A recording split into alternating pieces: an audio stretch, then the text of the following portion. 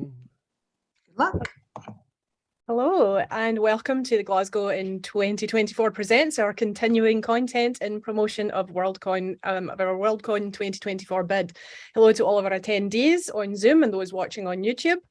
We'll be fielding questions towards the end of our interview, but please feel free to put comments and thoughts in the chat. I should remind you all that attending any Glasgow 2024 event means you need to subscribe to our code of conduct, which basically says we won't tolerate hate speech or behaviour of any kind. Anyone in violation of this will be removed. I'm super excited to be here tonight. My name's Maya McGregor, and I am going to be leading the interview tonight and poking conversation here with John Dodd and Stuart Hotson to talk about their fantastic books and also the sorts of books they are, novels and novellas. So huge thanks to both John and Stuart for coming along tonight, and to both Luna Press and Newcon Press for their continued support to our bid and for publishing such fantastic books. So I wanted to just really quickly start with defining novella versus novel, because I feel like that's something that can cause some confusion unless you are reading for, you know, major awards. You probably already know this. So most generally, and there's like, I've seen some sort of conflicting things on the top end for novellas, but novellas tend to be 20 to 40 or 50k. It depends on sort of what you're hearing from. And there is a 10k sort of overlap, but where novels can be anything from 40k words up. And so you can see there's probably some minor disagreements in the industry, but just as a sort of general lumpy Venn diagram, that's what we're looking at. So I was going to start by diving right into the books, but I'm curious about this. So the two of you, we've got a novella from Stuart, which I should background in front of my face, and we've got a novel from John. And I was just wondering, the two of you, do you tend to write mostly those lengths, or do you write sort of a variety of things, or was this a first experiment, or can you tell us? But we can start with Stuart. I write at all lengths, actually. I think I originally started writing shorts and then wrote some longer, like long form, 100,000, 120,000 K type novels. And then went back to shorts, and then I've probably written 3 novellas at this point, only one of which has kind of ever hit the shelves. The other 2 were test runs for longs that I wanted to write, and I just wanted to see if I think you might have lost me. Did you lose me then? Sorry. Just cutting in and out just a tiny bit for me, but still hear you. I can see you. Okay, brilliant. So sorry, I was just saying the other 2 that I've written have been test runs for longer settings, test runs for settings for longer work, just to see if they could work, see if the characters made sense. And they did, and in both cases, kind of I went on to write the longer novels. But so yeah, sometimes I think the story takes as long as it takes, basically. Pretty much. I mean, I started writing short stories. This was some 25 years back. And I was mostly writing for game books and game novels, RPGs, that sort of thing. And then it was one Christmas back in 2000 or thereabouts, someone said, can you write something longer? So I serialized a story that ended up being 30,000 words over the course of 10 days. And then someone said, can you write longer? I'm like, yeah. And someone said, can you write longer? And going to the Novel of Ocean there, the original part of that one was 55,000 words, which wasn't quite long enough. And then Francesca went, well, yeah, it's not quite long enough. I'm like, okay, well, would it help that there's 3 parts to it? Can you do them all as one book? I went, yes. Bang, there it is. But for me, it depends on what sort of book what sort of story I'm actually telling at the time. Because I think Adrian Tchaikovsky would be best when he said that a novella it's a beginning and an end. You don't have time to get into the meat of it. You've got to tell the whole story all at once. Whereas a novel, you can get into it, get into all the nuance, and then get into everything else. So if the book deserves the extra part, then it's going to be a novel. But if it's going to be just, no, I'm just telling a straight story, here it is, for me, it becomes a novella. Now, I say that, of course, the massive nuance in this one, well, what can I say? But, you know, for me, it's always, if I'm just telling a straight story, that's the novella or the novelette. And if it's something where I've really got into it, it's the novel. So it's always really fascinating to me to hear sort of how other people came into writing different lengths, because I went the other way. I wrote just novels for a really long time, and it took me several years to sort of work my way backwards to writing shorter fiction, which is really fascinating to me. I love how different everyone is and how differently we work with like lengths of stories and just how we conceptualize things. I think that's really fascinating. So let's start in with some questions about these wonderful books. John, let's start with you. Hope you'll forgive the comparison here, but as I was reading, it felt really firmly like in the back of my mind that I was getting this sort of just impression. The Unbroken Dawn is the ship in Ocean of Stars, and it really put me in an almost J.M. Barrie mood of like second star to the right and straight on till morning. And I love that interplay of the sort of Neverland feel of the book with a science fiction elements, particularly with the core message of hope within the book. And I was wondering if you could speak a bit to the impetus of that particular marriage of sci-fi and space fantasy. I always look at it from the point of view that hard science fiction for me is, it takes away so much of what you can do with the book itself. I mean, all the books that I've had published have been science fantasy more than anything else. I mean, you know, as the phrase goes, the force is with us. But, you know, it's that understanding, isn't it? You can tell stories that are just a little bit beyond what we can do. And I love that note. I love being able to explore the possibilities of what we can and can't do. And more importantly, what could we do if we had no restrictions? If we had an infinite world where we could do anything, and we could have anything, any world we wanted, any type we wanted, any background we want, anything.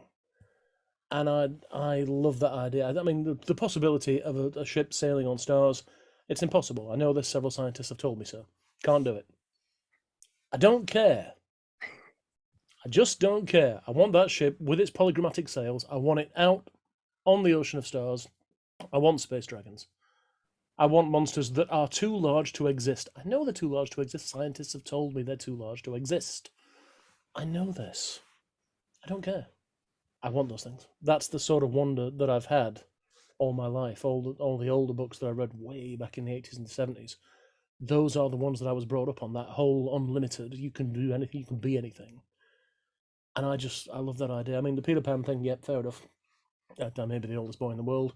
And freely admitted. But at the same time, I love that idea that you've got a universe where you can't say, but that would never happen. You can't say, you can't do that. I don't believe that humanity in general, I mean, this is me going off on a tangent, forgive me. But I don't believe that humanity should be limited by that, when it should be the case of, no, let's dream it, and then let's do it. And let's find a way to do it, rather than saying we can't. Let's say, how can we? And yeah, so here's me. I've gone off on a tangent, and now we go. No, I love that, because I think the sense of wonder is something that really draws so many of us to science fiction and fantasy in general, because there is, especially in times like now, where we've had years and years of a lot of really intense political climates and looming existential threats in every direction. And, you know, I think that having that sort of space to imagine what it could be, to imagine the escape, and to imagine all these different things and ways of coping with this world are really important. So I love that so much. And I kind of want to, on a similar note, for Stu here, the entropy of loss reminded me a lot of Annihilation, which I absolutely loved when I watched it. I'm not sure if either of you are familiar with it, but it really struck me on first viewing as something as beautiful as it was frightening. And I think that you did a fantastic job weaving together the stages of grief with the birth of something new, a first contact story. And I was particularly fascinated with the way those threads interacted.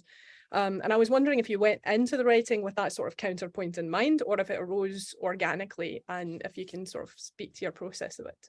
Yeah. So process-wise, I wanted to tell a story about first contact. And I wanted to tell it from a way that I felt was had fidelity to what we understand about the universe at the more extreme ends of academia, if you like, at the more cutting edge. The problem with that is how do you communicate something that's so rarefied? and really is often best spoken about in mathematical language rather than prose. And so I wrestled with for a while with how do you tell a story about these ideas that is interesting, because otherwise it's just a thinly veiled textbook, right? And no, and yeah, I might be interested in a thinly veiled textbook, but I'd probably just want the textbook rather than the kind of the trappings of the story. One of my great hatreds of Moby Dick is that it's just a whaling manual with a chapter at the beginning and a chapter at the end of story. And yeah, I meet people who love it, but it's not for me. That's why I don't like it.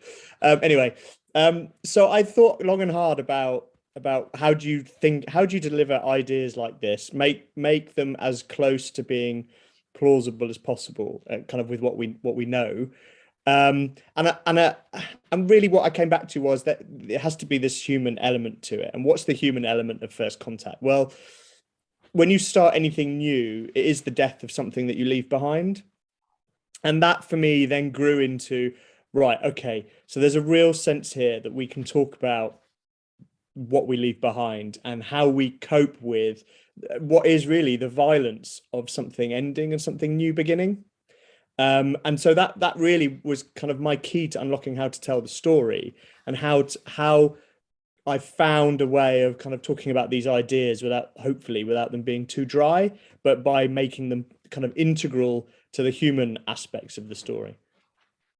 I thought you did a fantastic job with I didn't find any of it dry. I really just literally read it in one sitting. So I think it's really something that I love about the media of fiction, but particularly speculative fiction, is using those lenses to get really big ideas across, and to touch on things like how we process grief and how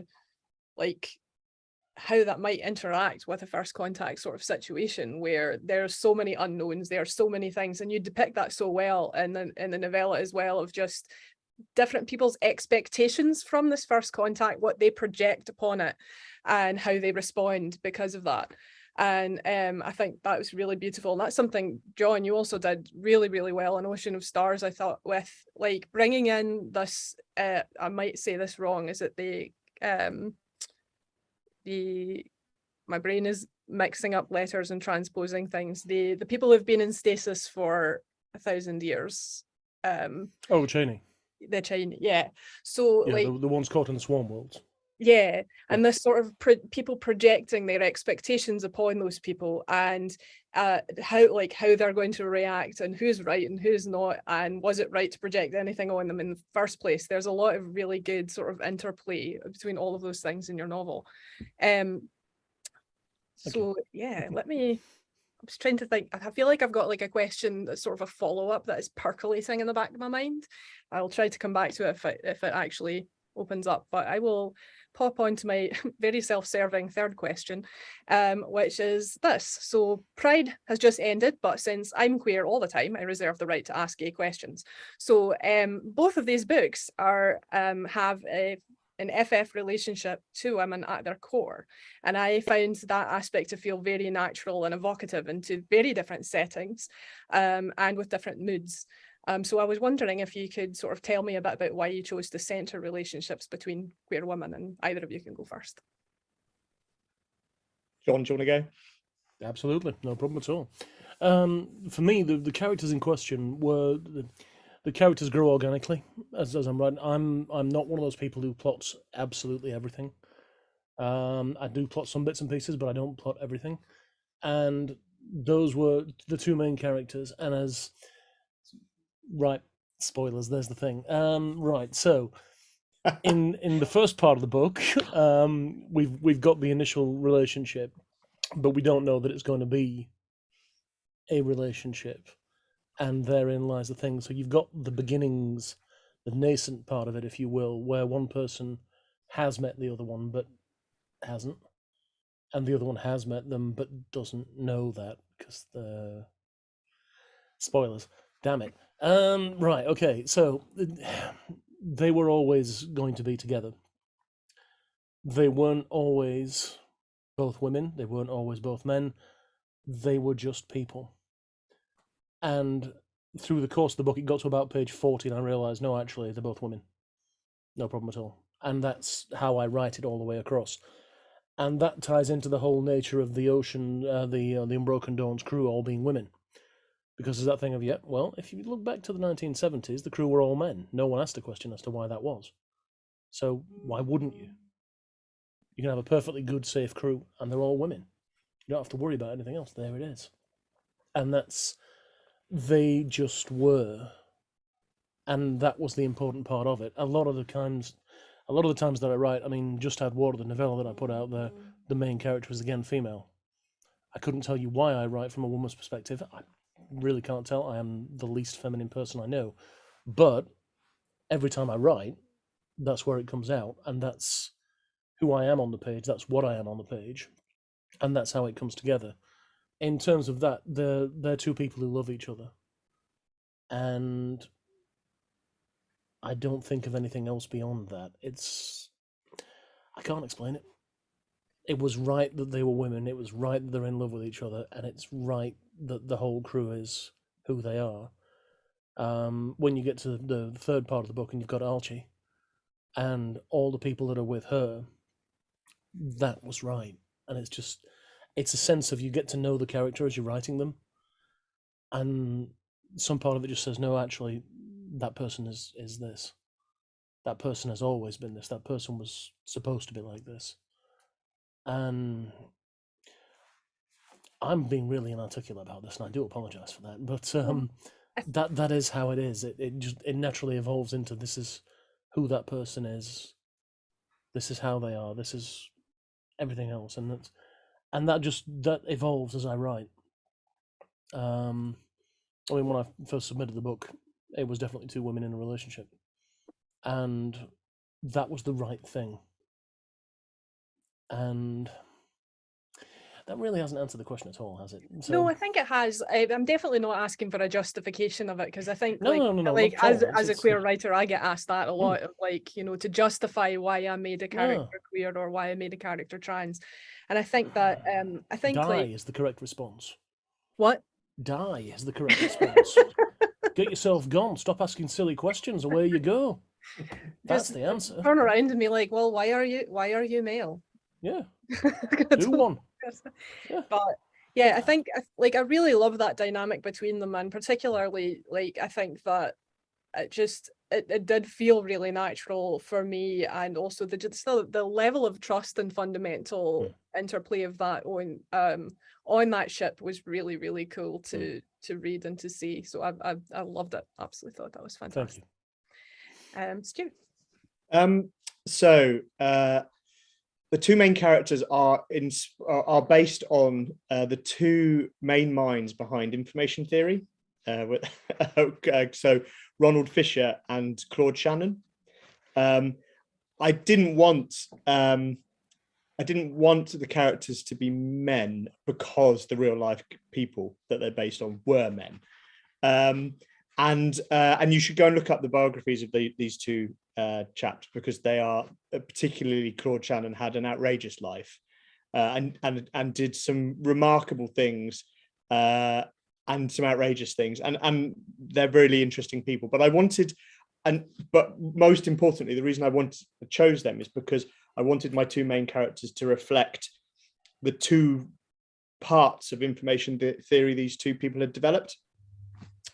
And that is reflected in the way they speak, and it's reflected in the kind of the way they see the world and how they talk to each other. But I didn't want them to be men because I thought actually they were men in real life, and they've had all the exposure they need. So let's try and do something different with that. But also, you know, prior to that, we've already talked about the fact that for me this had to be a love story. It had to be a story about loss, and so it felt absolutely right that these two people who were in dialogue with each other about meaning and about how communication works, and about the different types of communication and the way they cross each other and don't necessarily, you know, hit where you want them to hit or land where you want them to land. It felt absolutely right that kind of flipping those real life inspirations to be women made a lot of sense. That didn't mean, or I hope it doesn't mean, that they're just men in women's clothing, if you see what I mean. Oh, sure. That I wanted to try and so to have the integrity to flip those genders and simply use the male scientists as inspiration was where I wanted to come from. I wanted them to feel like, obviously I wanted them to feel like real people in their own right and have that sort of dignity. But that was really where it came from. Yeah, I think that works really well. And I think one of the things that struck me in both of your books was, I think, when I was growing up, I was used to, you get one woman maybe in a cast and she is in a particular archetype, very frequently the femme fatale, very frequently the nagging shrew or XYZ.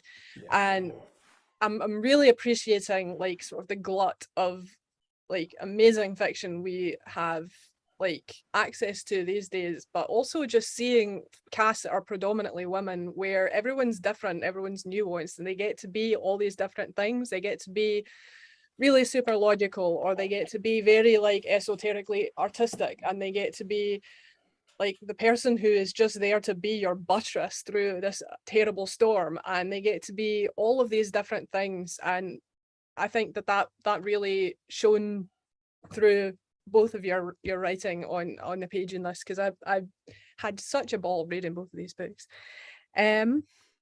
So one of the things that I sort of wanted to move into talking about sort of death and grief is one thing that I spend a lot of time thinking about is how death is a strange sort of taboo in many Western cultures, and it's simultaneously an inevitability and something we don't often engage with except when it shows up. And I think particularly in the last couple of years, we've had, we've really experienced disruptions to how we process death, and disruptions of things that were already quite like, difficult as were, and we didn't really have a lot of outlets to discuss it very much. But then having the ability to even like mourn collectively in person stripped away for 2 years, the sort of rituals and customs that I think a lot of us are used to is, have been very much put on hold. And that's made it really tough. I just had I was singing 2 different Gaelic choirs, and one of my dear friends passed away in 2020. And we only just last month were able to come together as a choir to remember him and to mourn. And it took so long, and it was a really emotional night where it felt like that grief had just been put on pause. And I think that like I really appreciated reading The Entropy of Loss and how it sort of dovetailed with my own shifts in mentality and thinking about how we process death and how we encounter it and how we engage with it while we're still living. And I felt a lot of kinship with Sarah in The Entropy of Loss on that score. Time feels fluid when grief is involved, and it can sometimes feel like we're in all parts of it all at once. Happy memories, painful memories, the hollow of the present, the anticipation of the future. So I was wondering, Stuart, if you could tell us about how so much of the story is about Sarah reaching out for connection in the midst of that. And can you talk a wee bit about that arc and sort of why it was important for you to explore? Yeah, I guess a couple of things. One is a personal one. So I lost, as a younger person, I lost a couple of people very, very close to me, and that's left a desire to think about those things kind of right at the heart of me, I guess. Without wanting to be too melancholy, but it's something that I'm drawn back to again and again. And I think a lot of my stories feature, it's not quite a melancholy aspect, but there is this sense of the fragility of who we are and the things we hold on to, and the fact that they can leave us or break away regardless of what we do and regardless of how we are. And that, it's one of the reasons why I object to the hero's journey, because often there is no journey to be made, because the world does its own thing regardless of what we might want. With Sarah in particular, I felt that I wanted to juxtapose kind of her clarity mathematically with the fact that that's fantastic, but particularly basing her slightly on Claude Shannon, was that I wanted to kind of explore how she couldn't process the information that she was receiving, and that it might feel really easy. We might think to ourselves, communication is really easy. We just open our mouths and out it comes. But actually, I think for her, and what I was wanting to write through her, was the sense that actually a lot of the time we can't even communicate with ourselves effectively, and we don't know how to process what we are feeling, or we don't know how to talk to ourselves about what we're going through.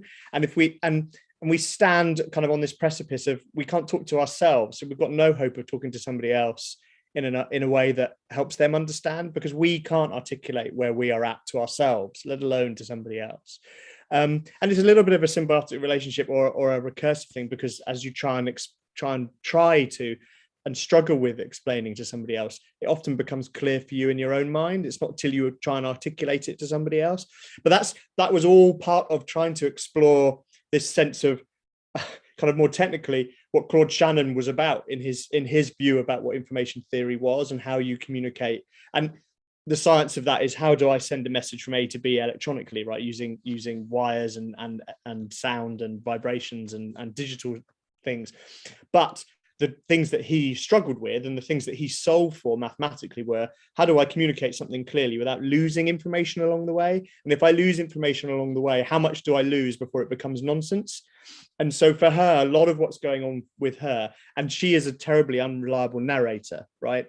Because you only see the world through her, but you can't, I would suggest, without it being a spoiler, you can't necessarily trust everything that she's telling you that she's seeing, because she's unable to communicate to herself what it is that she's truly feeling and what it is, because these things are too big for her, right? And that's part of how it ties into the first contact, because grief is such a grossly kind of vast thing that doesn't really see us in some ways. When I've experienced grief, I've been at its mercy more often than not, rather than something that I've been in dialogue with for a lot of the time of it. And I felt like you could counterpoint that with the first contact element of the story, which is also about something huge and overwhelming and which we are unable to really grapple, and put the two together and kind of run them in parallel. So that whole thing of grief for her kind of comes out of my desire to kind of explore these things, but also kind of I felt sat quite naturally with the sense of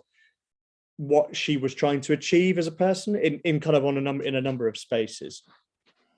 Yeah, that's really fantastic to hear all of that, because I think that it's grief really is both of those things. Grief and first contact are way bigger than any one person. Like, there's no way that one person can like contain all of that.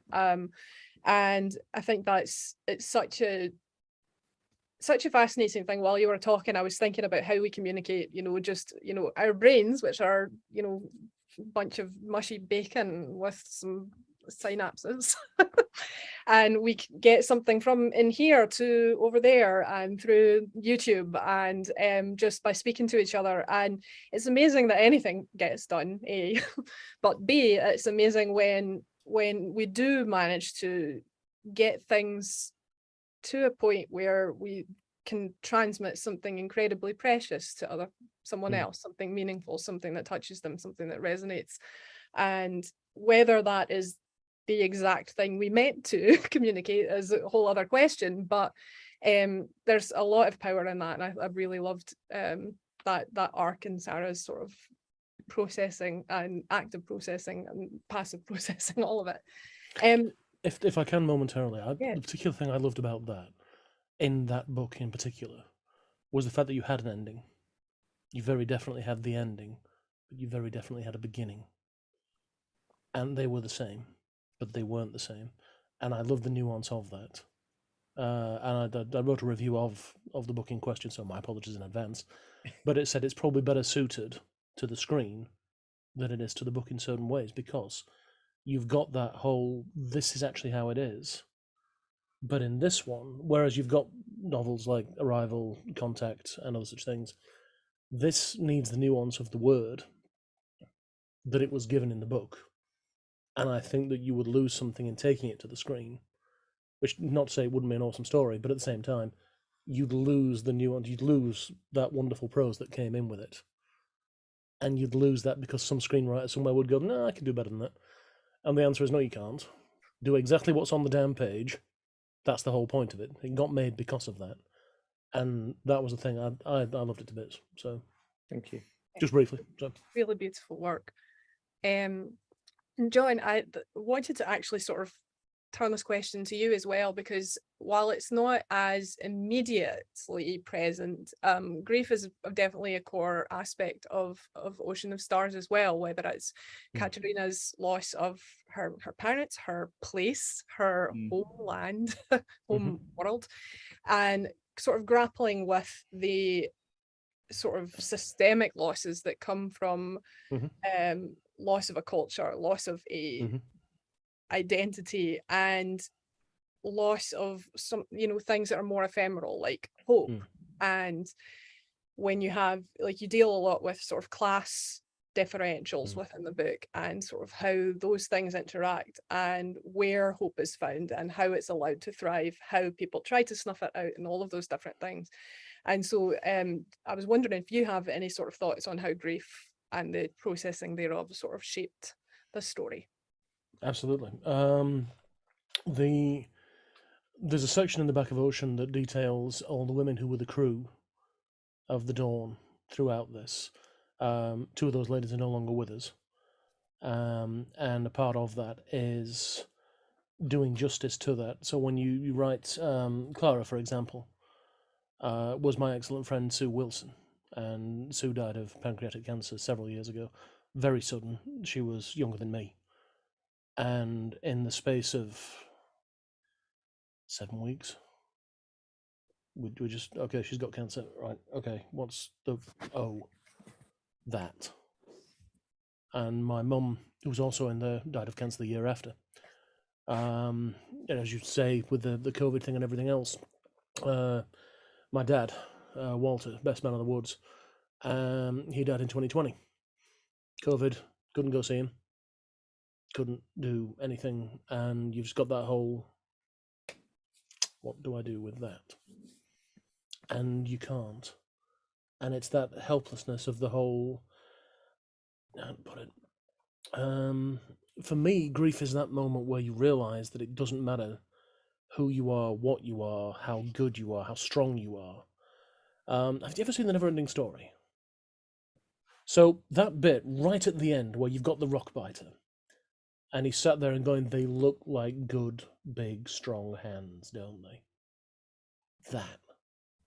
That encompasses all of grief for me, because there he is, he's got all the strength in the world, and he can't save the people he wants to save.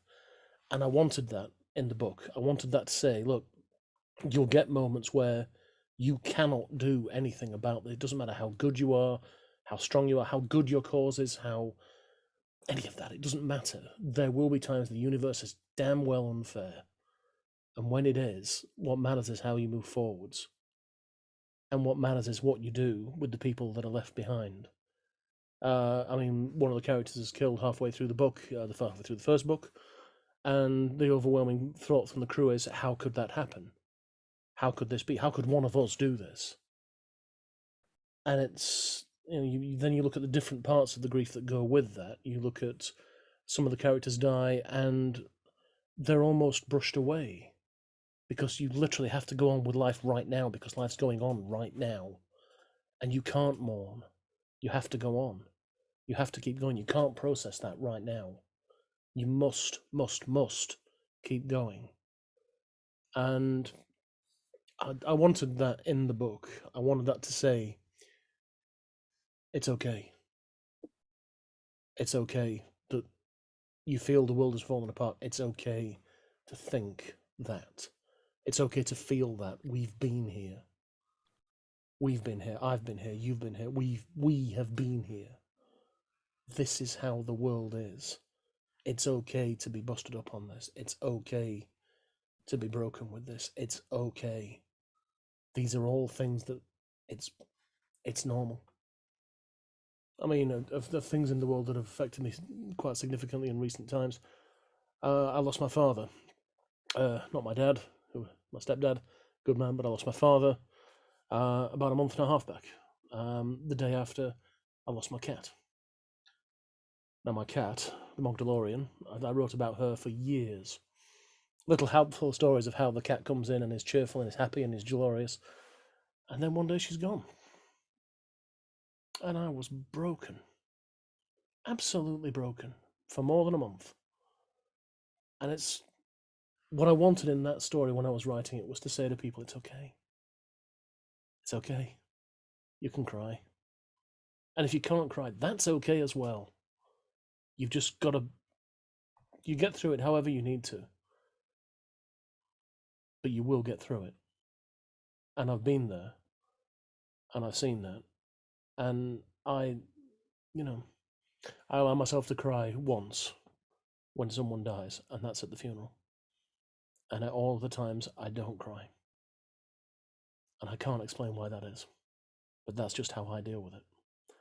And with this, when I was writing the book, and you had the different characters dying, when the Praetorians at the end of the book, and one of them dies, and there's that moment of no, I chose this.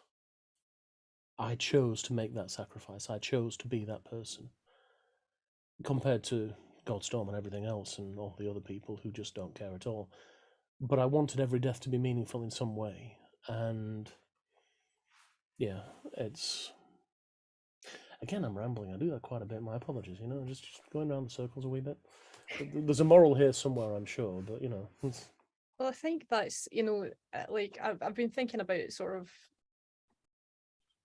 like, I hope you will forgive me for mentioning Frozen 2, but there's a really effective, really effective song in Frozen 2 where, like, one of the main characters thinks that someone else is dead, and the song is very much like it's really heavy. It's incredibly heavy for a children's film. I've never seen it. Tell me.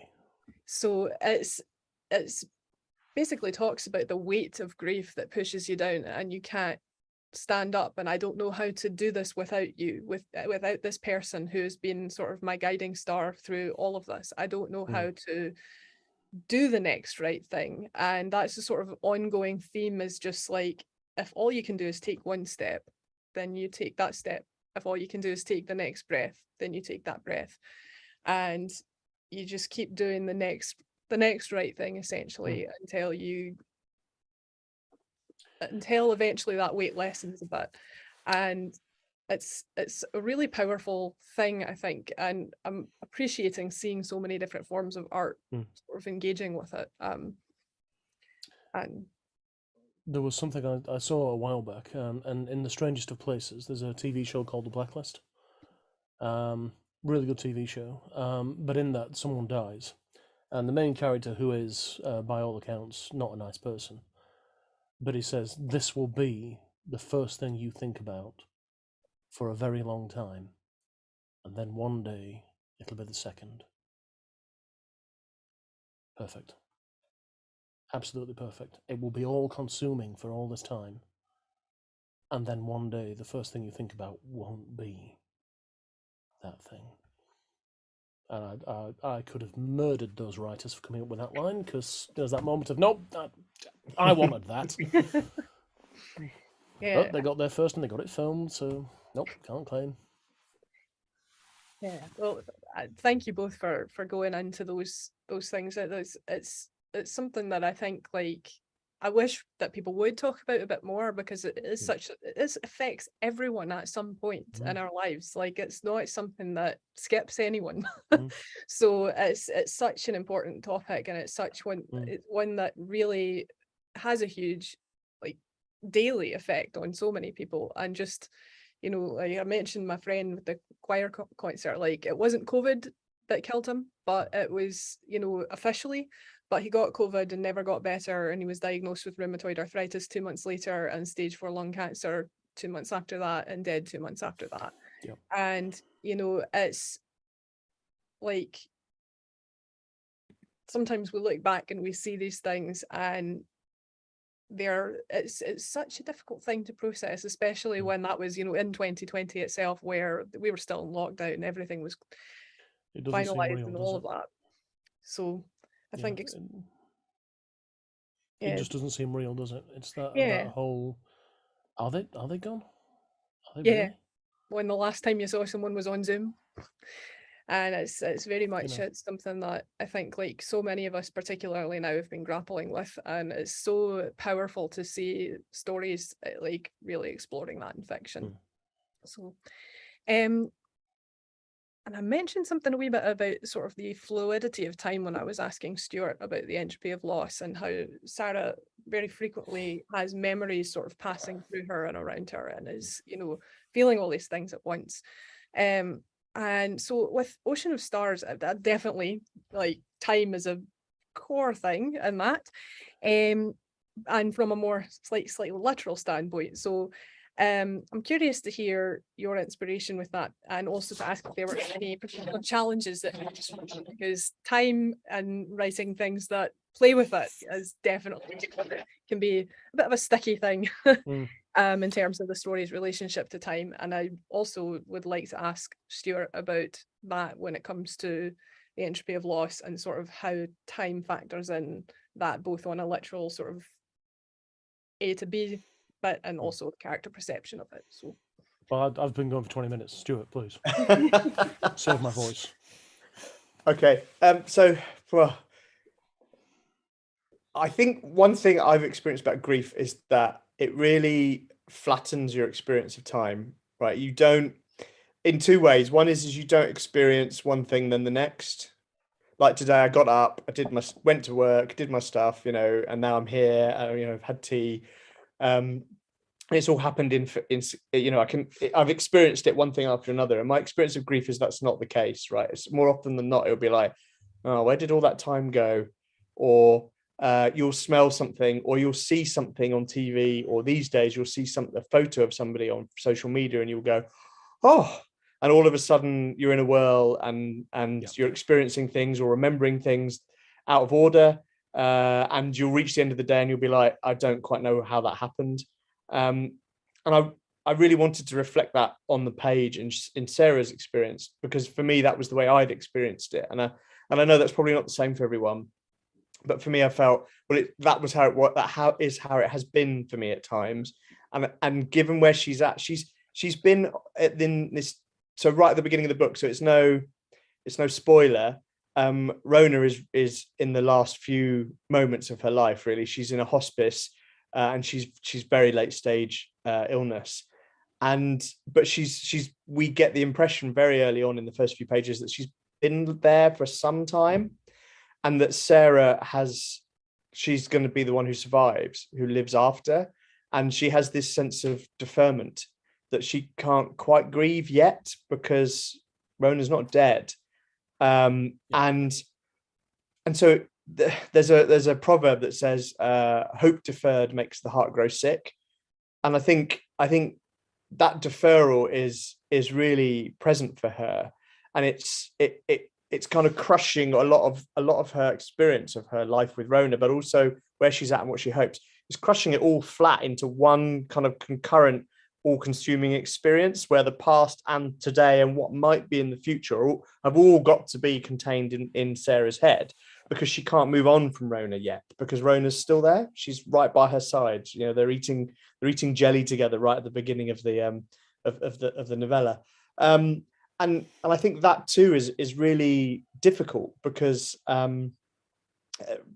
how, you know, I don't think we're really designed, we're not really evolved to experience time in that way, in a persistent manner. And I think that was one of the things that was so difficult for a lot of us during the pandemic, was that time seemed to have no meaning, because we weren't leaving our houses ever, right? There was no differentiation between the morning, the evening, and tomorrow, right? And I think that in a very real way is a sense for me of what it is like to experience grief, and how sadness can kind of darken the differences between one day and the next, or one experience and the next.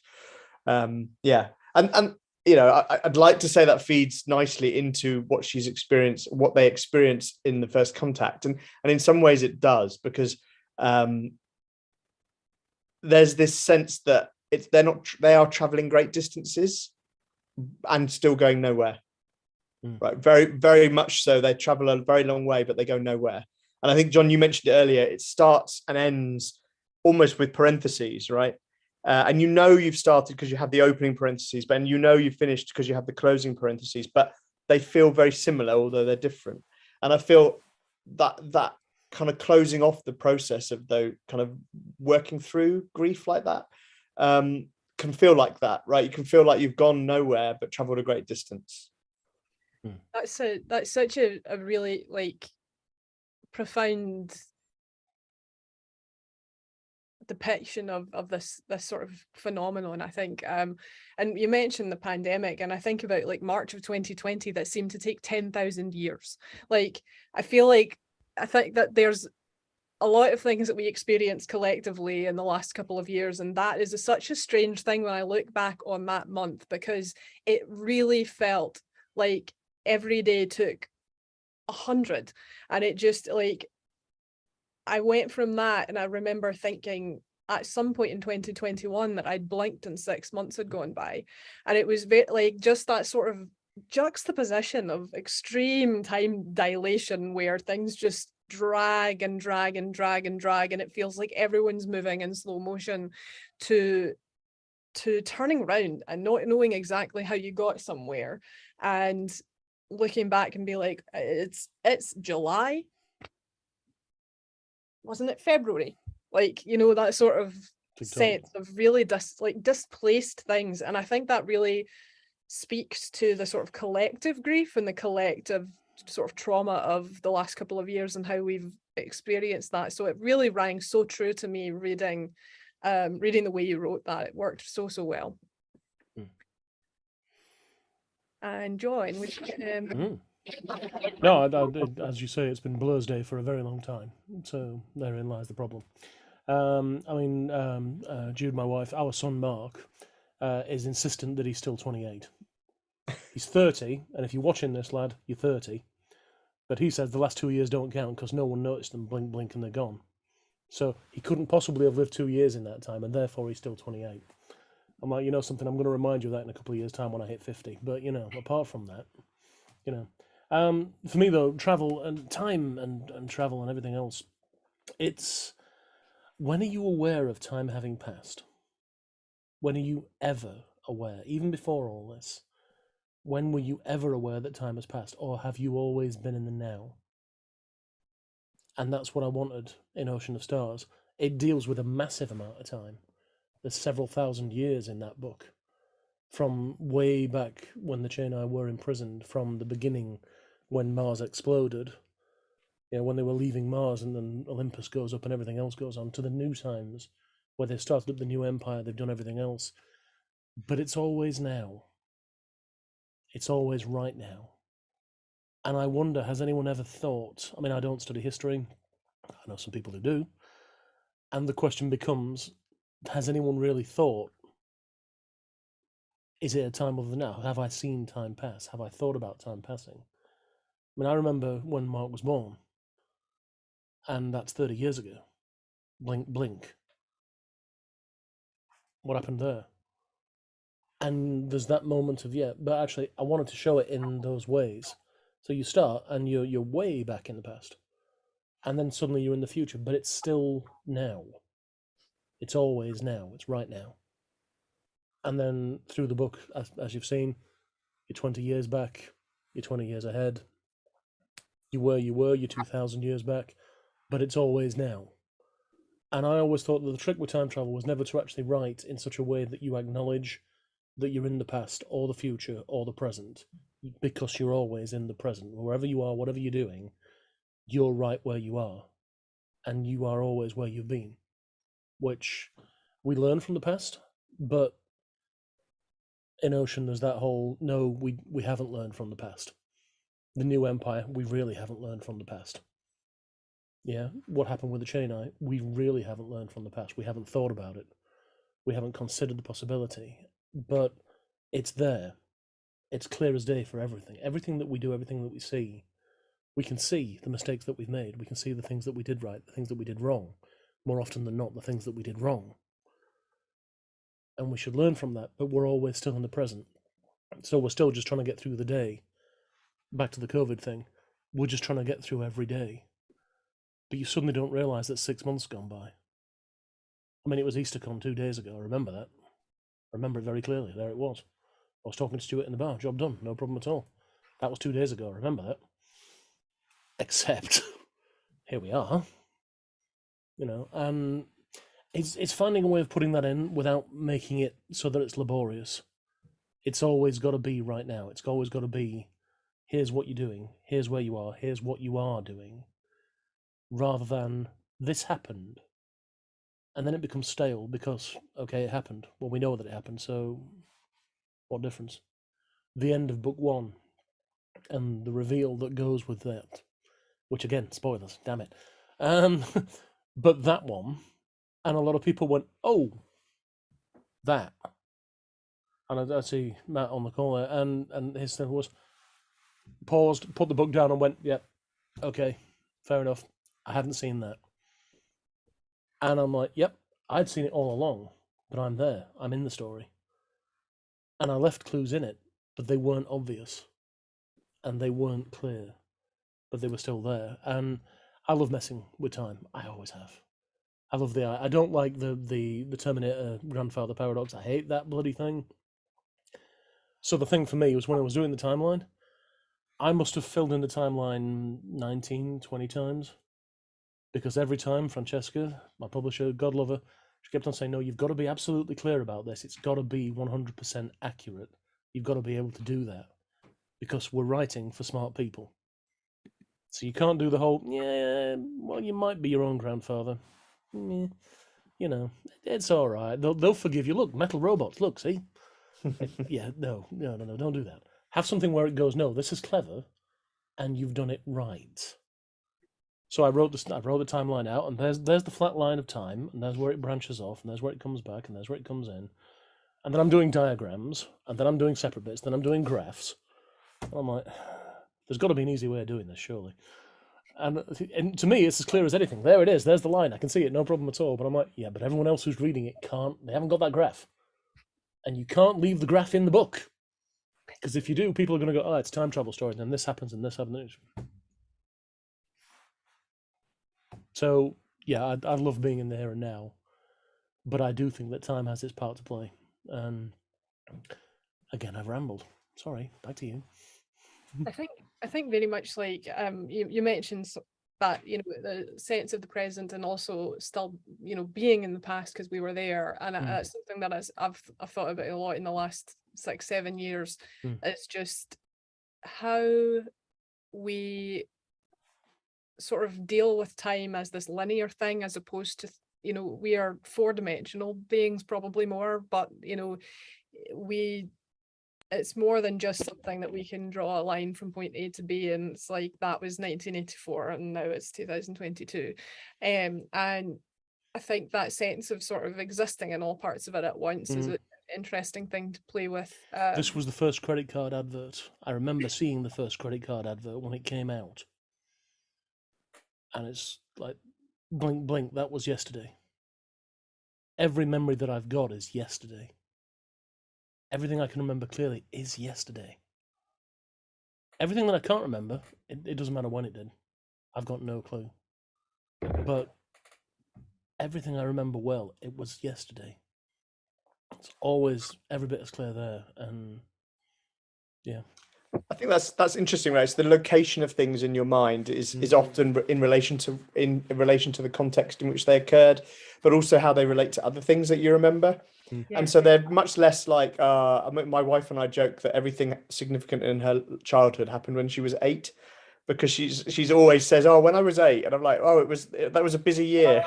And it almost certainly wasn't all when she was 8, but that's how she remembers it, because they seem to relate to each other in like these events have a relationship to one another, and that's the significance of how she remembers it. That's how a lot of us remember things. I think it's not so much it was the 2nd of October 1999. It was, oh, do you remember when? And so and so, and this happened, and so said, and it's that contextualization that kind of brings our memories together, I think.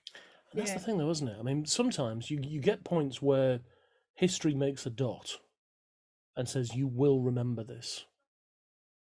Yeah, you will remember this date. No matter what you were doing on this day, you will remember this date. And things like that, they're embedded in humanity's memory more than they are anything else. It doesn't matter where you are or what you were doing or anything else, you remember that date. And I wonder there whether there are points in time that were meant to be remembered, that are meant to be. I mean, here, I'm going off with the fairies again, but are there points where history is so important? This is the time where it changed. This right here, this moment. You will remember this because this is where it changed. And so here's where we come to information theory, right? So Ronald Fisher would have he worked. If you think about a letter, so Claude Shannon was interested in the contents on the piece of paper inside the envelope and how to make sure that was understood. Whereas Ronald Fisher was interested really in how the envelope made it to your house without being damaged or losing what was inside. And I think when they were thinking, and that's kind of a simplified analogy, but when they were thinking about how you send information a long way and how you make sure it maintains its integrity, they would often say, look, there are things that around which everything else revolves. And it's not so much that there are magic points. It's just that this piece here ends up being the center of a network of a whole other set of information. And a lot of stuff gets its meaning by referring back to this central point. So if we can preserve that central point, we can then hang lots of stuff on it. And I think that kind of relates a little bit to how we remember things, but also how cultures remember things, right? We invest certain times and places with meaning. And, my mother from India probably wouldn't see significant dates in the same way that I see them. For her, when she came to this country was obviously significant time, but not for the people in England when she arrived, right? It wouldn't be a date that they remember. But I think, and so context is really important, but around certain spots, things do tend to kind of find their contextual meaning, and some things carry more weight than others, for sure. Yeah, that's really, I really like thinking of things as sort of networks and webs and those contextual constellation points almost, where we make meaning from a bunch of things that we see from whatever perspective we're in. I'm going to also make a really bad pun, and I'm sorry. But speaking about those dates that feel particularly ponderous for us, like hindsight is 2020. Yeah. And 2020 is one of those times. I'm really sorry. Hindsight really could do without being 2020, couldn't it? If only we could just remove 2020 from the hindsight. Yeah. However, good line. We could write a story about that. Yeah, we do need a pair of symbols. So shifting gears a wee bit. Let's talk about bad guys and antagonists. Your books both have external and internal antagonistic forces at work. And John, I especially love a villain I can love to hate, and Godstorm is exceptionally deplorable. Within like 2 seconds of meeting the guy, you're like, can someone please eat him? Like, he reminds me a lot. One of my really good pals, RJ Theodore, has a fantastic book that's actually quite similar in tone. You'd probably like it a lot. It says the Peridot shift, and the first one's called Flotsam, and it's sort of airships and flat world and all sorts of wonderful magic things. And she's got a similar character that just absolutely makes that. As soon as I saw Godstorm, I was like, this is like Hancock. And I love a character I can love to hate. But he's only one aspect of the sort of antagonistic forces in Ocean of Stars. And I was really struck by the sort of triune nature of antagonists in the book. Godstorm is so human in his awfulness between greed and self-interest. And then you have something entirely alien in this massive beast, and a meld of both in the Chani. And so people who've ceded their will, and like, I think that's really fascinating of how we make monsters of ourselves almost. So can you tell us a bit about what goes into crafting antagonists for you? Yeah, absolutely. The first thing is deciding what type of threat the villain actually is, because physically Godstorm's not much of a threat. Whereas physically, the beast is a massive threat. But equally mentally, if you outdistance the beast, it's not going to Machiavellian and do something that you're going to find out later on, because all it does is it drifts through space eating things. That's all it does. That's what it's there for. And the Chainai, who are a subdivision of the beast, they're the people that gave in their will to the beast. Again, spoilers. Damn it. Why did I write a book with so many spoilers? Yeah, for me, if it's going to be a human antagonist, it has to have motivation. It has to have a reason. Even if that motivation is only, I want everything for me. All for one and more for me. That's that's perfect. That is the raison d'etre for almost every politician on Earth, and you can probably hate him as a result. Because they don't care what they have to do or how they have to do it or who they have to screw over to get it. Perfect. All the inspiration in the world right there. Watch any political organisation, wait 5 minutes and go, there it is. No worries. And for me, it's a case of pitching where the enemy is, because there's a part in the second book where one of the crew becomes technically the enemy, even though they're not. And it's finding the gap between the goodness of the person who was versus the person that they become. And if that's a part of nature in it, whether or not everyone has some innate goodness in them, whether everyone has some innate selfishness in them, whether there's something in there that, and it's finding whether or not you have a gleefully unrepentant bad guy, which I find are often the best ones. Because if it doesn't care, no problem at all. You can get it to do whatever you want, no danger whatsoever. It's not gonna care. And we had a werewolf in one of my earlier books, and it's saying, run to the person in question. Please run. And as the person's running, the werewolf turns to the camera and just goes, I'd like to thank the Academy. Because there it is, that person's running thinking the werewolf's going to give them a chance. It's not. Of course it's not. It's a bloody wolf. It's going to go straight after them. It just wants them running so they're warm when it eats them. But, it's a case of, what's their motivation? Do they have a motivation? If they don't have a motivation, find them one. Because if they haven't got a motivation, you can't write them believably. You can't say to them, this is what they do. This is what they wouldn't do. Godstorm, yeah, he'd sell anything. He'd ditch anything. He has done several times. He'd destroy the known universe many times over, quite happily, as long as he comes away with it with a shiny pile of gold coins. He doesn't care. The beast, it just wants to live. Is it evil? Don't know. Is the character that forms part of the beast evil? Probably. But that's because they have motivations. And for me, it's a case of, cat. Yeah, go, I've got a tiny fluffy antagonist joining There's nothing wrong with tiny furry antagonists. I've got another book called Apex. It's about Murder Kitty. Murder Kitty.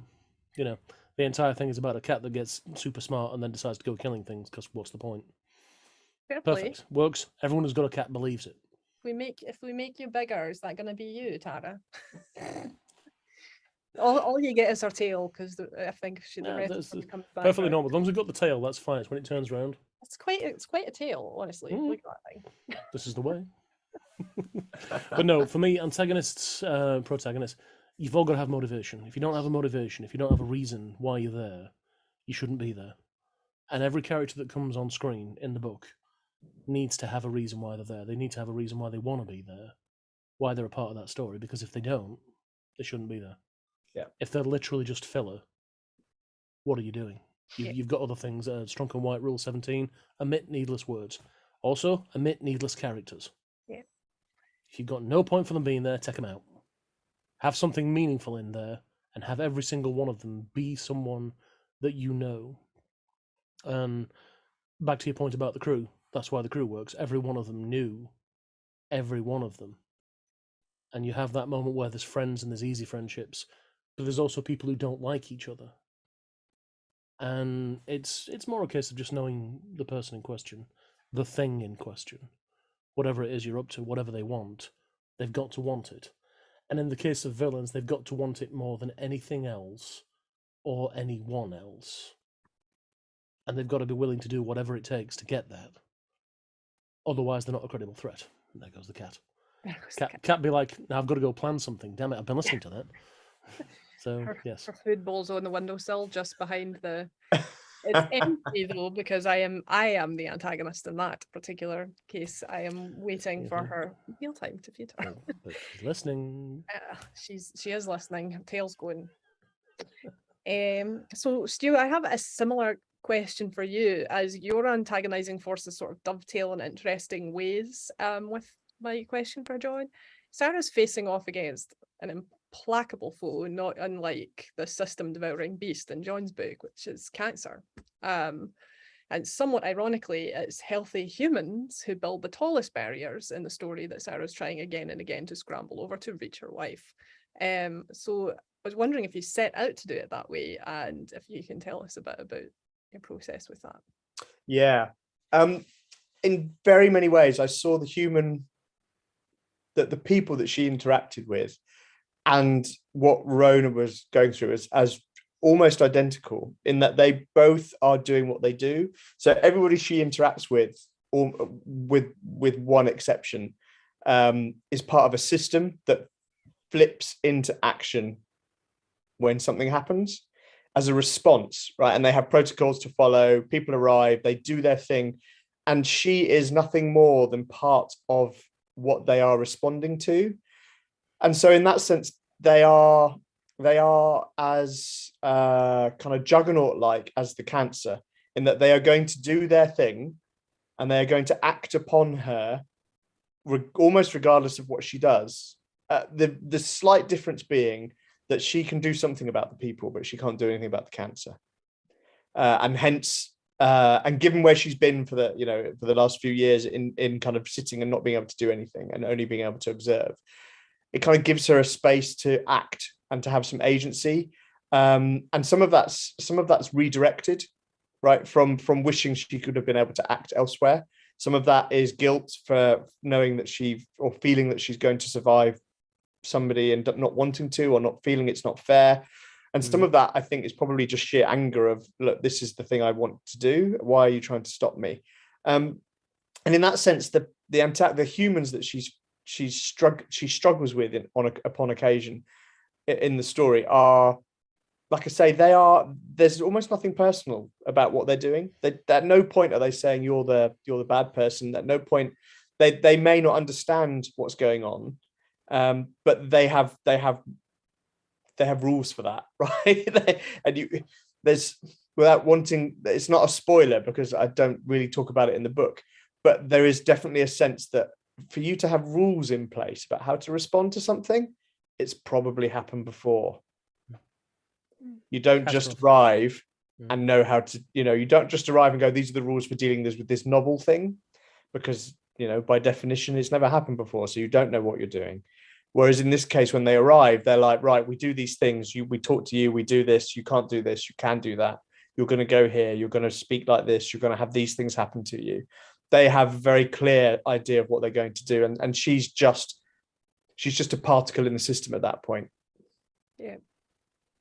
Yeah, that works really effectively, I think. And that I really like the point that you bring up about like Sarah having agency over this one thing that, like, in the grand scheme of things, the amount of agency she has over that entity of moving parts is not very big, but it is bigger than she has against cancer.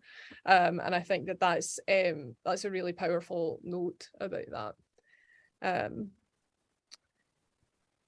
So I think I was going to move back to the subject of love, which is highly centered in both of the books. And I would love to hear more about your thoughts between both Morgan and Rayleigh and Sarah and Rona. And for John, there's a lot to unpack in the idea of romance you can sort of see coming, and the confidence of knowing you'll get to a point with someone at some point who is going to love you. And I'm a bit of a sucker for that particular trope. And kind of curious to hear how you landed on it in this story.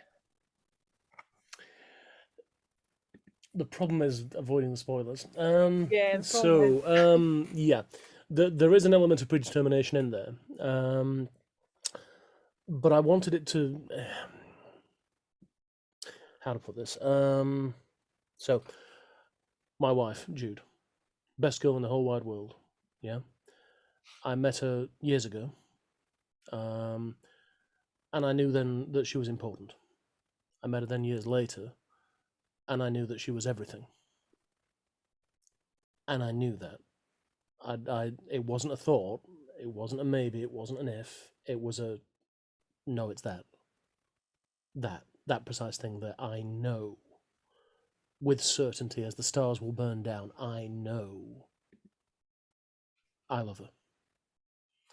And I wanted to find a way to put that across in such a way. It's that I knew all the way along, and at a certain point in the book, everyone else finds out. But knowing all the way along, you leave the little hints in there, just those little bits where the person does something and you think, no, that's nice. And you leave something else in there, the hint, the promise of what's going to be, the promise of what could be, of what will be. But of course, until you do the reveal and it turns around, and there's me trying not to give any names, because damn it, spoilers. Yeah, but it's that whole thing of, yeah, I know where that's going, and I know that these people have been here before. They haven't been here for one person, but the other person's been here before. It is time travel, people. That this is what happens when you're in time travel, and you've got something that's predestinated, that's already occurred but hasn't already occurred. So one party knows, and the other party isn't entirely sure. And the party who knows doesn't think it's the right thing. And they're still conflicted because you found a person and they are everything. And you find another person and they are everything. Of course you're conflicted. But it's having that conflict in there and saying to people, no, this will be. Don't worry, this will work out. But trying to put that certainty in, even though you've got the whole no, I'm with that person. But having those same feelings that person gives you. And yeah, finding that. Yeah, that was a nightmare. Absolute bleeding nightmare. Because you sat there going, what would happen if you found someone who made you feel the way that person makes you feel? And I can't picture it in my head. So I didn't do that. Instead, I looked back and I went, well, what were all the things that I loved that made me love Jude just that more certainly? Just that absolute, no, there it is. She's the one. And then she's the one, and she's the one, and she's the one. And every time, she's the one. And there's that thing of, no, write those bits. Because they'll just cement the little bits in there where people go, no, that was nice. That was nice. That was a nice little touching bit. That was a nice bit. But you're pretty sure that person's with this person. But that's still a nice bit. It's clear that they like each other. They just don't know. And then, of course, at a certain point, someone goes, actually, no, call me. And that's where it is. And it was finding a way to put that across in such a way that you'd have that conflict. And that whole moment of, like Stuart did so eloquently in the book, that moment of, yeah, but you've got someone, but you love someone else as well. And the conflict that brings that with it, that whole, but how do you feel? I mean, in his book, completely different context and masterfully done. But you've still got that whole conflict between, I do love that person is everything, but now this person. And he did it very differently to the way I did it, but I think that just the whole little hints, I should say snippets in time, where you say, no, this is what the person is meaning to you. And I'm back to the whole, you're always in the present. It's what they mean to you. Not what they meant. They still mean that to you, even though they're not going to be here. They mean that to you. Yeah. All yours, bro. Follow that one up. That was a very great segue and setup to my question for Stu. So sort of tying, we've talked a lot about grief and we've talked a lot about love, and tying those things together, we all go into every relationship knowing that one day there will be a parting, whether it's due to life or death. And it's a vulnerable thing to open ourselves up to that knowledge, and it's but it's also something that humans do. That's just what we do over and over again with remarkable resilience. There's a lot of that vulnerability on the pages of The Entropy of Loss, and I was wondering if you could speak a bit to how each of the three sort of main characters shows their love for the others, because you do have that tension in there of different types of needed love, and all of those things are really beautifully done. And love in the face of death is not tidy. I don't think it's possible for it to be tidy and easy and sort of pat, but you've really spoken to the mess of it really well and really beautifully in your writing, so love to hear it. Yeah, for me the starting point was that Rona and Sarah had been together a long time, for years, and had kind of done that thing where people who have been together a long time, that they kind of grow into each other's shape, and I think what I wanted to, and so there's ways that they know, there's ways that they express their love without having to kind of say I love you, right? That whether it's the reference to John Donne's poetry, or whether it's how they talk about their day and mock each other for where they are being silly, or be kind of doing the thing that they feel proud of but know is not the right thing to do. It's kind of those little things, particularly between kind of Rona and Sarah, but also this sense, I think, for Rona, that she's not ready to let go, but she knows that's a selfish thing. And for Sarah, she can't bear the thought of, on the one hand, she can't bear the thought of betraying Rona, right? Because she feels like, I think a lot of us would do, which is that's the last thing a dying person needs, is to be abandoned. I think we save a special category of scorn for people who do that, right? And so Sarah is committed to not abandoning the person that she's spent most of her life with, but at the same time, she's got no one to talk to, she's got no one to be with, and she's stuck in this limbo. And Akshay is not the person perhaps that she might have been with otherwise, but she's the person she finds a connection with, and someone that she can be a different Sarah with. And I think that's the crucial thing, and that Akshay allows her to be that other person, and creates a space for her where she's not the wife who's grieving but not allowed to grieve. And I think that's a really important space for her. I described it to somebody as Akshay's her safety valve. And so you could regard the fact that she has a relationship with somebody else as a really bad thing, like a morally bad thing. But at the same time, I'm like, actually, I don't think we can judge her for that. Or at least I tried to show that we can't judge her for that because of the situation she finds herself with. And there's a sense that, when you know someone that well, you probably have a good idea that they're doing something like that. And the choice then becomes, what do we do? What do we say about it? Do we speak about it, or don't we? And I think that's another way Rona navigates her relationship with Sarah, is about her knowledge of what Sarah's doing when she's not at the hospice, for instance.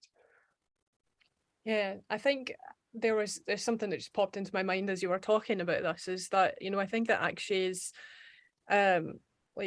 you do go into her motivations for that relationship, and it's not a huge amount of time paid to it, but enough to establish that she went in clear-eyed, and I think that's a really beautiful way of showing, because I think when someone is in a sort of an ongoing limbo state of anticipatory grief, it can be really, really difficult to imagine what your life could possibly look like on the other side of that. And I think that Akshay sort of is like, I will be a bridge for you. I will show you that you have somewhere to go after this, that it may not be me, but like, you do not end, and your life has places to go. You have more coming. And I really, really thought that was beautifully done, because it's something that, it is, we've talked a bit about taboos in terms of how we engage with death, but also how we engage with relationship structures and the needs that people have, and how when those needs stop being compatible for whatever reason, like different things tend to happen, whether it's infidelity or addiction sometimes, and different things that could be really heavy and difficult to talk to, but there's underlying reasons for them, and there's underlying purposes. Whether they're healthy coping mechanisms or not is a whole other question. But I think that, like, in some cases, in particularly how you wrote this, having that, it really is loving what you wrote, and I think that that's so important, and really both for Sarah as a character and also for, you know, Rona's arc as she processes that herself from her end of it and recognizes eventually sort of where it came from, and that it didn't mean she was less, and that it didn't mean she was loved any less. Yeah, I mean, that was something that I definitely thought about, that because it was clear that in that group of three, one person was on the outside. And it wasn't Sarah and it wasn't Rona. It was clear that it actually wasn't. If this world had been normal, if Sarah and Rona had had nothing else going on, I actually wouldn't have featured into this at all. And I thought that was important. I thought that was very important, that it was clear that in no way was she replacing anything. Yeah. And I thought that was the most important part of it. It was the clear indication that you're not looking to replace. This isn't what that's about. And I thought that was the most important thing. That was well done. Yeah, really, really beautifully done.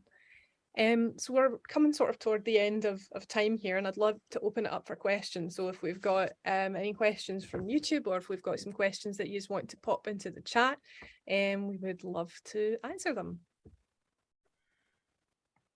Of course, that's not true. We'd love not to answer them. That's the truth. Sorry, I didn't mean to lie. Oh, and Tara would like to come say hello. Look at that. While we're waiting for questions to happen. If there are. I am not a villain. Look at me. I'm I know, small and look at that furry. I face. couldn't possibly be a villain. Oh, she vanishes. Mog with a cloaking device. How bad would that be? I mean, seriously, that's going to be the next Murder Kitty story. You know, Mog acquires a cloaking device and then that's it. You're all doomed. You know. Transmogrification. Tara, please do not scratch at my dresses. I've got a clothing bar right beside me, and she is deciding that it's time for pouncing. So, oh, that is a good question from Matt. What can we look forward to from next? Sure. So the novel I'm most excited about at the moment is, and I think looking at who's attended, I've certainly know one or two people have kind of read it already in draft form, is a book about music and colonialism, which doesn't sound like a natural mix, but I wanted to write a story about colonialism, and the where I landed was I really wanted to compare the idea of how music speaks to us in very different ways. And what I mean by that is not just classical versus rock, but Western versus, you know, two mode versus kind of atonal multi-mode music from other places in the world. And so I wanted to, I kind of landed on a story where music is magic. And when you sing or when you make music, it can change the world. And what does colonialism look like? What would the British Empire look like in that sort of thing? And so it's set primarily in a city that is a mix-up of Mumbai and New York, set around kind of technology and kind of social time of around 1945, kind of forget the Second World War, but maybe a bit later than that. We've not quite had Indian independence. There's still that sense of the colonial power is very powerful, but I wanted to contrast kind of subcontinent of Asia, of India music. So rag is a tradition where the whole point of the music is not to be repeated. It's kind of practitioners of rag, the masters will sing and play a different tune every time, and they might tell snippets of the same story. But they are guided by the response of the audience. They're guided by the story itself. And so, in a sense, making a recording of a rag as it is anathema to the whole point of a rag. And also it doesn't have chords in the same way, right? If you think of an octave, there, depending on the mode that you're using in rag music, there are anything from 8 to 32 steps along what we would call an octave. So it's really very different, and in some senses can be considered continual. So I wanted to contrast that style of music with Western music, particularly kind of classical orchestral type music and jazz, as a counterpoint to that within the Western style of music. So I've kind of gone quite technical there, but really basically what we've got is a story about what happens when those types of music clash and those types of worldview clash in a world which is a mix of 1950s America and colonial Britain, colonial India.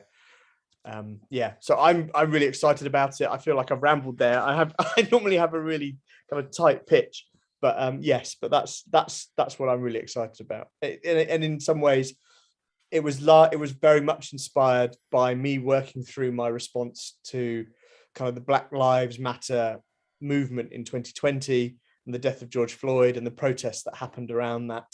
And I really wanted to kind of explore what it means to resist when the language you've got is not just different to the language of other people, but it's unrecognizable by them as something of value.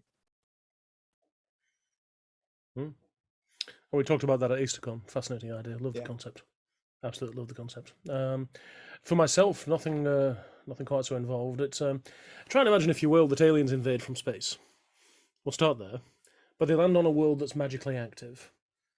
So instead of just people turning up and going, well, oh, that's a problem, you've got War of the Worlds, and suddenly you're up against wizards and demons and monsters and all sorts of other things.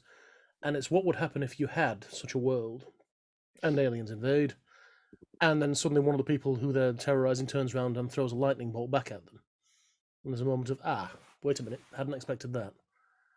But then you realize as it goes on that there's a whole subculture within the people who are already on this world, that they've all been oppressed by their rulers. And what's happening is the reason why everyone is as capable as they are is because everyone's been having to fight everyone else for so long, because the ruling body has kept everybody on a tight leash. So when people go adventuring, they don't go adventuring because they want to adventure.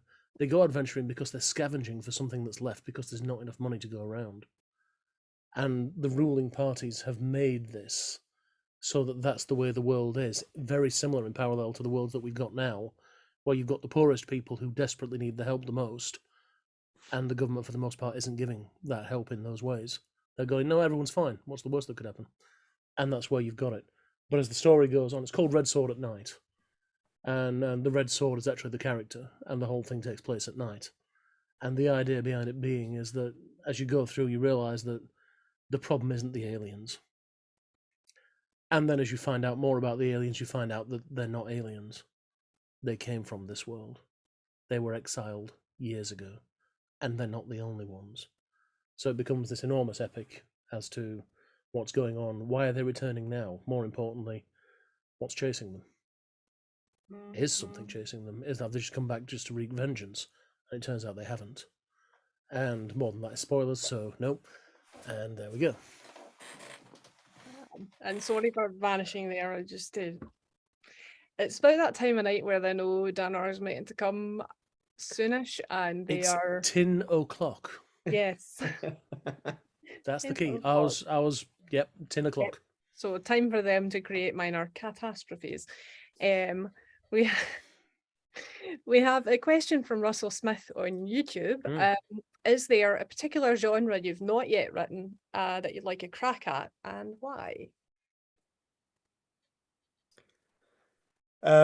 There were two until the beginning of this year. One was comedy fantasy, or light-hearted fantasy, but I've written a novel on that now, which has just gone out on sub for 4 weeks ago or so. Which I've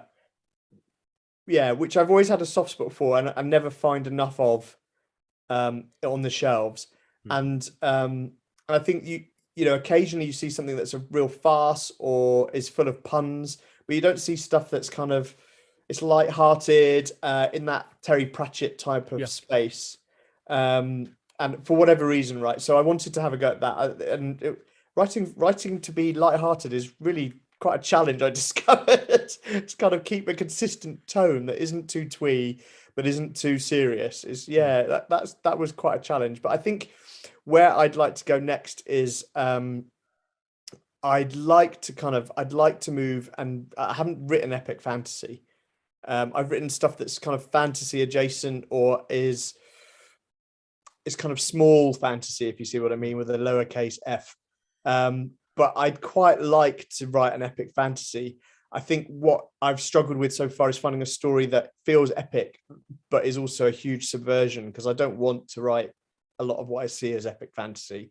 I want to write something that demolishes that, to be honest. I want to be the brown guy who ruins epic fantasy. You know what I mean? So Please. Oh, I want to read Why it. not? Yeah. For me, I started writing horror in short stories, and that was primarily what it was. But in recent times, I haven't written horror because I can't write horror while my wife is present, because then I'm admitting that I have all these thoughts. Problem.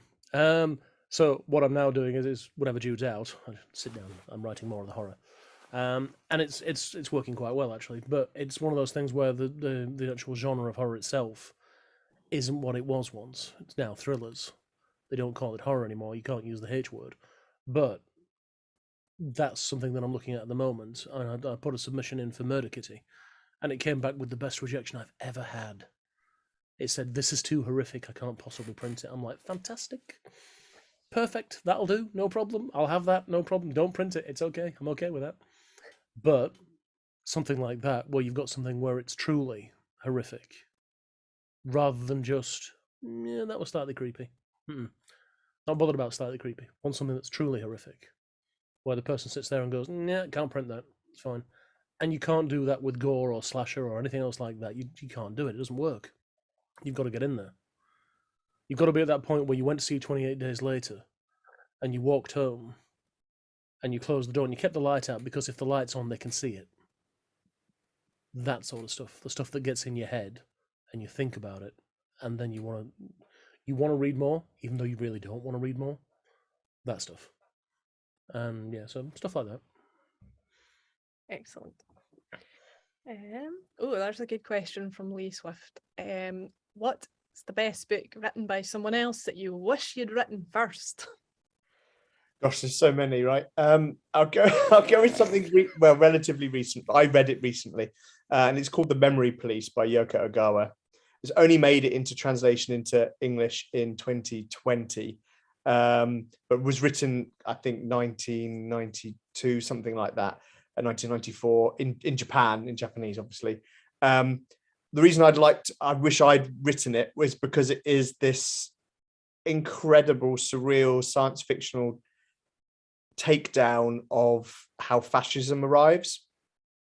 It's remarkable. It's that year, because I was judging the Clarks, I read kind of in excess of 140 science fiction novels, and you very quickly get to the point where you pick up a book and just a couple of pages in, you know whether it's going to work for you or not. And this was one of those books, after a run that didn't work, I picked it up and went, oh yeah, this is going to work. This is going to be special. And it remains one of my books that I keep thinking about, keep going back to, and that I only came across relatively recently. So yeah, the Memory Police. And for me, in the last couple of years, Anna by Sane H.K. Smith. It's not an easy read, but that it was meant not to be an easy read. It's a story about a woman who it's a time after a war, and she's taken in by someone, and they coercively control her through a variety of things, and it's the story of how she fights back through it. But Sammy is a police officer who specializes in exactly this, and all the way through the book, I'm looking through it, going, I'm familiar with that. I've seen that before. I've seen that before. I've seen that before. But it's presented in a fiction way, but it's clear and so uncomfortable as a result. But it's amazing. Every part of it is the truth, and every part of it, as a result, is compelling in such a way you can't take away from it. And I mean, I spoke to Sammy at the point at which it came out and said, look, you're never going to get a meh review. You're either going to get I hate it or I love it, or both. It's entirely possible you'll get both, but it was superb in so many ways. Can't recommend it highly enough. And Sammy H.K. Smith, seriously, it's not a comfortable read. Please be aware, a lot of trigger warnings on it, but it is one of the books where it needed to be written. And as a result, that's why I imagine a lot of people will be complaining that it shouldn't have been written, but it needed to be written, and it has been. And I couldn't have written that book, but I wish I could. So, yeah. That sort of dovetails with a question I think we've got coming in from YouTube from Noel, who asked any quick reading recommendations. So we've got 2. That's a good start. Yeah, in terms of novella stuff, Ring Shout by P. Jelly Clark, absolutely is fantastic. And then I think a couple of others actually come back to me. They've gone out of my head. They were there and now they've Pass it to Someone me. asked Yeah, your of course. favourite I've got song. some in my head. Yeah.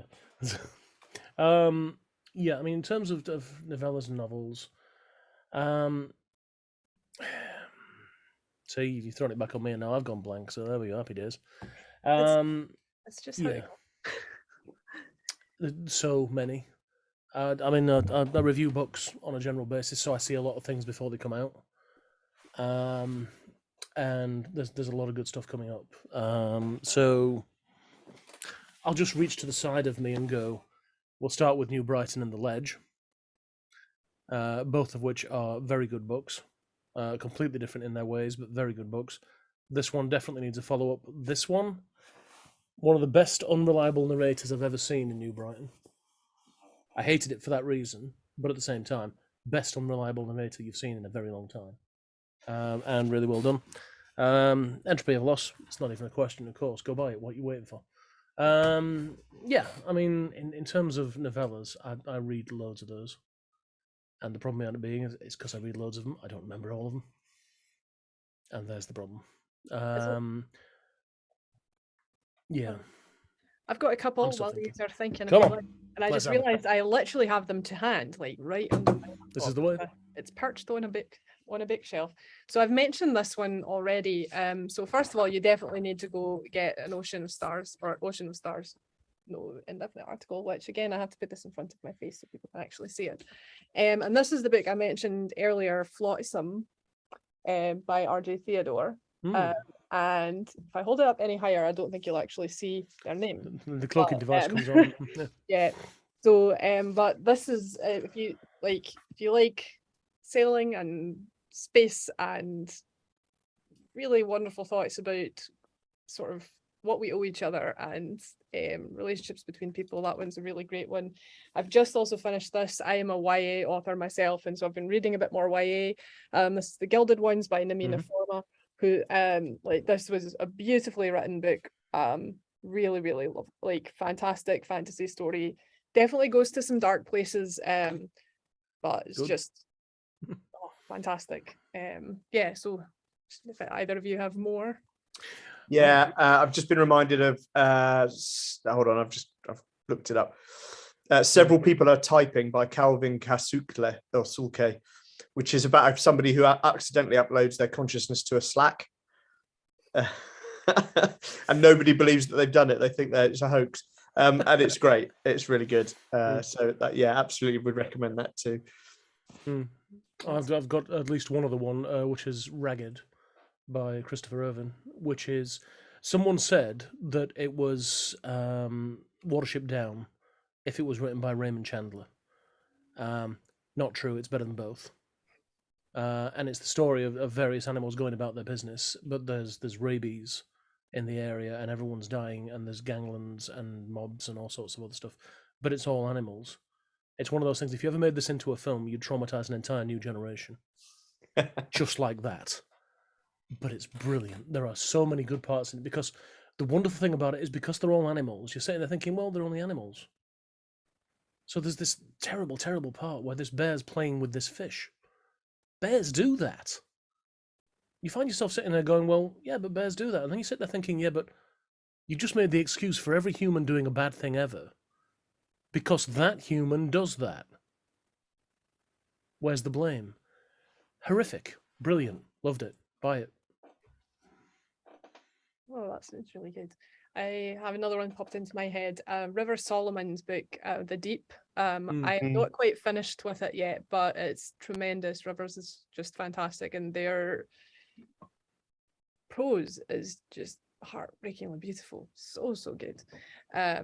Yeah, so do we have any more questions from the audience? I've got one last one, if that's all right, though. Oh, yeah, go for it. Bit of a long title, but Preparatory Notes for Future Masterpieces. That's actually the name of the book. Maceo Montoya. It is the story of a person who was an author, and their notes are found after they've died, and it's the person who found the notes and is reading through them. It is the best book I've ever read on how the writing process sometimes doesn't work. Because all the way through it, it's about this person, and they're making reasons why they didn't do it, and why they didn't do it, and why they might do it, and they could do it, and they should do it. And all the way through it, it's written from the disproving point of view of the person who's saying, no, you must do it. And it's so wonderfully written, because it's clear that that person has had a conversation with a person who's saying, no, just write it.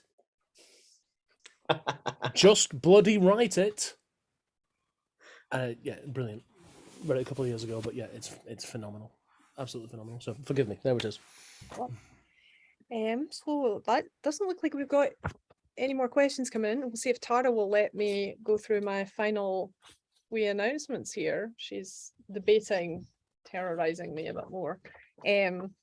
So we've got a couple of upcoming events that I want to mention really quick before we sign off. On Thursday, the 28th of July at 7 p.m, we've got Tales from the Athelian Society. On the 18th of August, which is also a Thursday, at 7 p.m, we have Against All Gods, an interview with Miles Cameron. And this is also the last.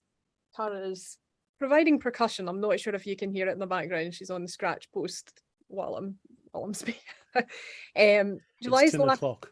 Yeah, it's 10 o'clock. Yep, she's telling me. July is the last month to become a friend of the con. So if you want the lowest barrier entry rate into 2024's Worldcon, it would be a good time to jump on that. And I will put the link in the chat if I can really quickly find it. Support Worldcon. There's loads of us and we're all working really hard. Yes, yes, definitely. Please come and join us. It's going to be fantastic, and we are having a wonderful time with us. So thank you all so much for joining us tonight. This was a really great conversation. I've really appreciated the chance to chat through these books with you. It's not very frequently that I think any of us get to finish a book and immediately go talk to the author. So that's always a fun perk of being in this business. No, thank you. It's been delightful. Yeah, it's been great. Does anyone have anything they'd like to add before we go?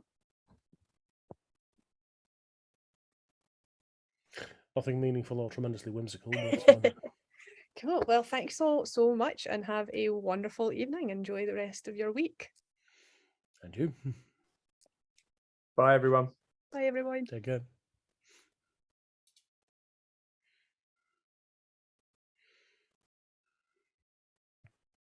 And now we're all going to sit here and then stare.